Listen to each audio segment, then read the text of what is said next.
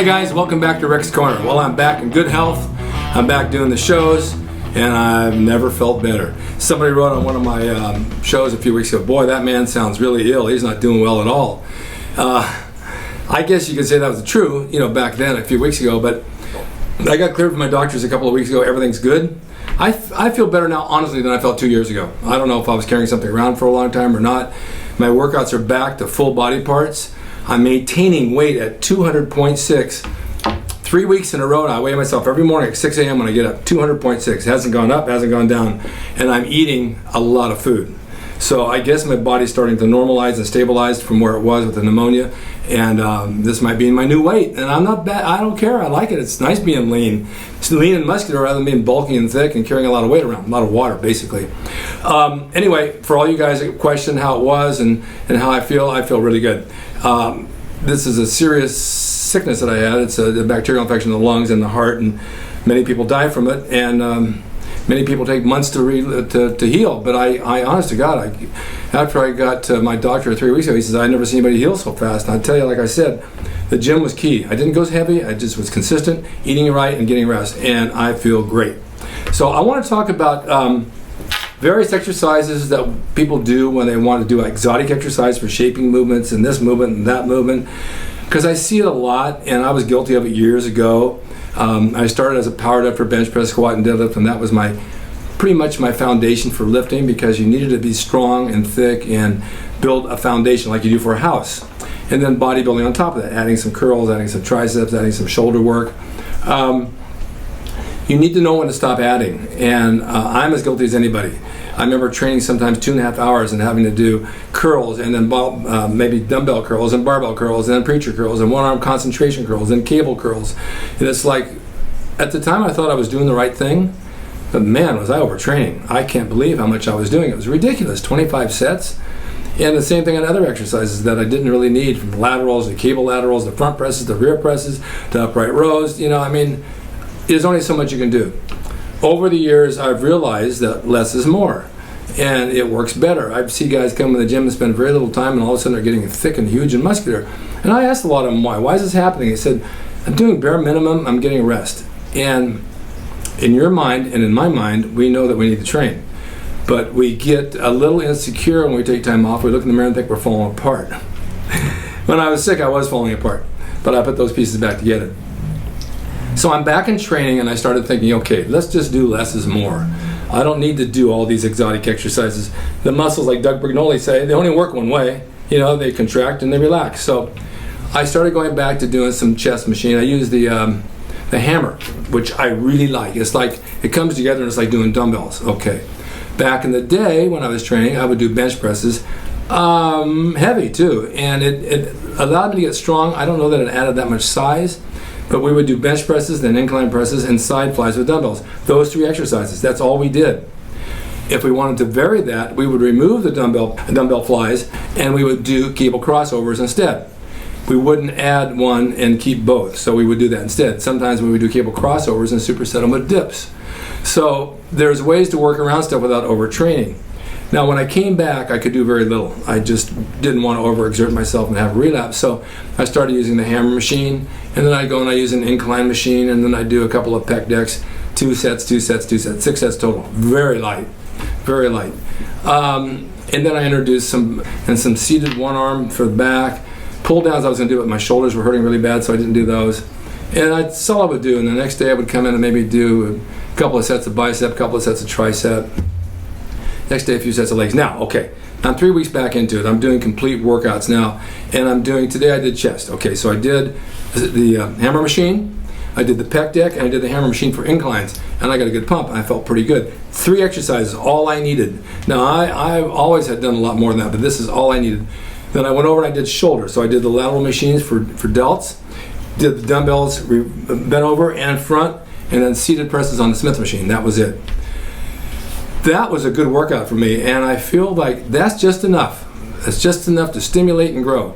Stimulate and grow. Now, I see myself changing in front of the mirror without gaining a pound. That's pretty unusual, but I like what I see.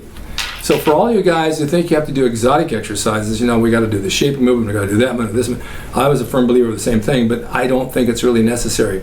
I do like concentration curls for bicep because I think if you can add that in there and maybe do nothing else, maybe just do one other exercise or two at most, that will isolate the bicep because you're not cheating, you're not throwing it up, you're leaning over a preacher bench and you're doing one-arm biceps. You can do 15, 20 pounds, maybe whatever, 25. When I was younger, I did 65s, which I can't even get off the rack right now. But that type of thing, yes, but don't overdo it. Legs have always been extensions, hamstrings, calves, and squats. That's it.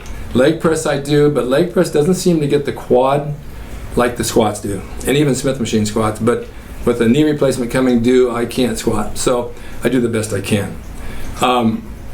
Shoulder workouts, years ago, we used to do this thing that Arnold and I started, and people call it Arnold Presses, where you press and you come up and you go down the rack. So you start low and you go high, 5 sets back down, laterals up 5 sets back down. That was it. Nothing beyond that. Not one exercise beyond that. And for those who do these kind of presses, you don't do this and press. You do this and you rotate as you go up and press, because the delt rotates from front to rear. If you're doing this, it means nothing. So I like to correct people when I see that. So for those of you that want to make the gains, don't do all the exotic movements in one workout. Vary that. If you're going to go in and do, like I said, a chest workout, do dumbbell presses, incline dumbbells, which are really good for building size, and dumbbell flies. Those work real well. Or, like I said, do dumbbell presses, dumbbell inclines, and do cable crossovers. Now on the crossovers, here's another thing I see. I see people take the machine and they're doing this. That's not a crossover. I was told years ago, make believe you have a barrel strapped to your chest and you're taking those cables and you're going around the barrel. This is pulling the pecs together around the barrel. Around the barrel. That is working your pecs. This is just doing nothing different than a press. And it's not the right exercise. And so many trainers have their clients do that. It's wrong. You don't need it. If you're going to do lateral raises for your shoulders and you're going to use a cable, take the cable down to your side, and as you come up, turn your thumb down. Turning your thumb down activates your whole delt. It's much better than just coming up this way. Now I've seen people do this. They'll do this with laterals. This is doing nothing. This looks like a dance. But if you come up and you turn your thumbs down, it's really working your shoulders. These are little tips that I want to share with you because they really, really work. Everybody I've showed in the gym that does it comes over and thanks, oh my God, I had no idea it worked like that. It really, really works. So try those things and see what you can do. Now when you get to arms, you don't have to do a lot of sets. I was always doing 15 to 20 sets on bicep and tricep. And then I started to realize that if you're doing pressing and you're doing lat pulls and all that, you're still working all the bicep, tricep indirectly. And if I'm adding more, it just kills it. I talked to a guy the other day, he's got a really good build, good arms. He says, look, on arm day, I do 3 or 4 sets because they get so much work throughout the week on all the other body parts. And if you think about it, they really do. And so you're really killing that muscle to some degree. Now, when I came back after being sick, my bicep was my weakest part. I can't believe how weak it got. It just shrunk down to nothing from all the lack of water in my system. But coming back now, it's coming up slow, and I'm able to think. You know, I had a plan when I was in the hospital to get out and take each thing strategically and do it till I feel each rep, whether it's lightweight or heavyweight or whatever, but basically lightweight, using the same exercises I'm just talking to you about. So get a strategy. Make sure that you make every rep count. So many people throw the weight up and they drop it, throw the weight up and they drop it. Make every rep count. You don't have to go heavy. Keep your sets minimum. If you're going to do biceps, do 3 exercises, 3 sets. That's it. Keep it simple and watch in a couple of weeks how you'll grow. I guarantee you will. So I wanted to share this. The exotic exercise thing is a myth. I don't think you need it all. Get down to basics. Everything in life is back to basics. That's just the way it is. Basics work, and the basics is where everything started. So let me know how it works for you. I'm happy to be back. I'm going to bring you more people on here. I'm lining them up now. It's been a difficult 2 weeks since I'm just getting back on my feet, but I'm good to go. And I hope that you guys will continue to watch. I'm going to try to bring you all the good information I can. And thank you so much for watching Rick's Corner. I have a new opening. I hope you liked it. Thanks again, and I'll see you guys next time.